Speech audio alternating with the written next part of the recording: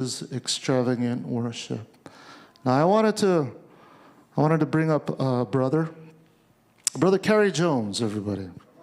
Cary Jones. And I will share this. I will say that, being part of the worship team, sometimes I'm up here playing an instrument, I'm singing along, and every now and then I'll hear somebody in the back yell out, few people in the back, Sister Myra over there, right? So very exuberant, very extravagant in her worship. And then Brother Cary will be like, let's go, right? And all of a sudden the shift, the spiritual climate in the room, and the Holy Spirit just goes bam, right? And we feel the presence of the Lord. And some of you guys know Cary's story. I've known Cary and Myra for many years. But just recently I learned of this story. And now it makes sense to me why Brother Cary and Sister Myra are always very extravagant in their worship unto the Lord. That's the way they express themselves in gratitude. And so I wanted to ask Brother Cary, why? Why did you do that? And I'm just pretending that I didn't know your story at the time. I do now. But at the time I did not know. So why? So why do I worship? Crying and screaming back there. It happened prior to 2020 December. I got COVID, and prior to that, come to church, I would worship, but I was just worshiping. And when I met Myra back in '97 at New Hope, Oahu, we're dating, and I was like looking at this girl, and like, wow, this lady is kind of radical. And back then, I was very immature, very controlling, so I'd be like, take it easy. And so as I grew in the Lord, I stopped being controlling. And then one day, we're dating, and I just said, Lord, may I have that joy one day? May I have that? And we've been married 25 years, so it took 25 years. So going back to 2020 December, I got COVID, and I was put in the COVID unit for 3 weeks at Queens, and I almost passed away. And that was super hard because in my spirit, I'm like, because there's no visitors, there's nobody, there's the doctors and nurses, and that's it.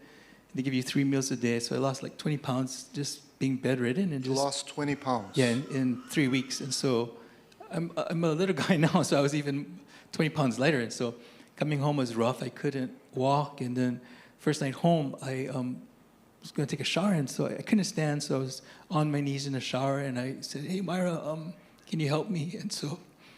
And that's surrender. I mean, when I went to the COVID unit, they just told me, surrender. We are going to take care of you and do our best job. And so coming home, I had to surrender and allow Myra to take care of me. And so she did. And talk about servanthood. I mean, that was amazing. And so the reason why I worship is because I almost lost my life in the COVID unit. I had to learn how to do a lot of things again. I had to walk again, and just amazing things. And so now that I'm on a co-ed softball team, I never thought lying on that bed, coming out of the hospital, I would ever do things like the ocean. I love the ocean, surfing since I was 5. I never thought I would be able to swing a bat, catch a ball. I mean, and I'm still in recovery, and so going up the stairs, I get short of breath. On the field, I get short of breath, but my focus, gratitude. What am I grateful for? Lord, today I'm alive. I get to breathe. So I always breathe in, Yahweh. And so that shift. And so now when I worship, the Lord even challenged me coming out of the COVID unit. He said, I noticed during football and you go to these college games, you're screaming and you're losing your voice. Can you worship me? I said, what does that mean, Lord? He goes, the same passion you have for sports, can you give me some of that passion? And so this thing was building up inside after COVID. And I said, okay, Lord. And then I just started to get a lot loud in the back. And so I sat with Pastor Glenn and Teresa. I said, hey, I don't want to be a distraction. I just want to love God through worship. Simultaneously, they both said, you're not a distraction, no. Be free. And once I heard that, be free, I said, okay. Yeah. No, because I'm like I said, I've known Brother Cary for years, and there was a distinct difference. There was a shift that happened, and I didn't know what it was. Because I've known him to be a very composed, very, professional, very held together. But something happened, and all of a sudden, he was like the most passionate, exuberant guy. And so I was wondering, how all that happened. But, I was just wondering, when you were in the hospital room, what was your mindset at the time? Were you full of hope? Were you full of despair? What was going on? That's a great question. So in the COVID unit, you have a little window looking out, and I could see the nurses station. And each hour, when I first got there, the first 10 days, it was like touch and go. And it's like I was in respiratory distress every 10 minutes. So in an hour, I would look at the monitors and stuff, and talking to you, I'm at O2 level is about 98. Going up the stairs, it drops to mid-80s. But I would look at the monitor, and it'd be dropping 70, and sometimes 30. And I'm like, okay, Lord. So during that time, fighting for my life, I only got depressed, I think, in the middle of the 3 weeks for about 30 minutes. And I had to kick it out. I said, Lord, Genesis 1:1, in the beginning, God created heaven and earth. And I leaned on that, because if he can do that in 6 sentences, and the 7th sentence, he rested, I trust you that you're going to save my life. Yeah. And I could see the nurses, doctors running to different rooms, and people were dying on the unit. They were dying every 5-10 minutes. It was just, and the unit was full. I would ask her, is it full? She goes, yeah. So I knew that people next to me, under me, next to me, it was just, people were passing away. And so I remember the nurse saying, when I first got there, surrender, Cary. Let us take care of you, surrender. Was there ever a point where you thought, oh, I'm next? There was a point, because the first 7 days, I thought I was going to die because I can't breathe. I'm like, they got 15 liters coming into me, and I'm lying there.